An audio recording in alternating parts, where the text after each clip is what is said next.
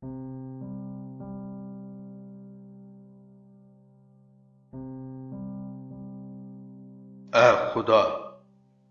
मुझे छुड़ाने के लिए, ऐ खुदावंद, मेरी मदद के लिए जल्दी कर। जो मेरी जान को हलाक करने के दर पे हैं, वो सब शर्मिंदा और खिजल हों।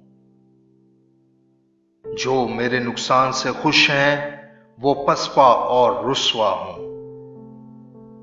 हा हा करने वाले अपनी रुस्वाई की वजह से पसपा हों।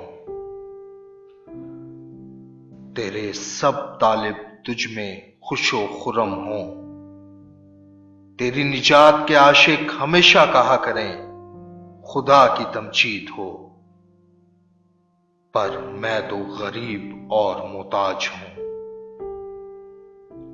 ऐ खुदा, मेरे पास जल्द आ। मेरा मददगार और छुड़ाने वाला तू ही है।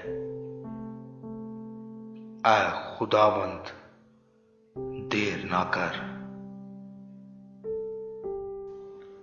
आमीन।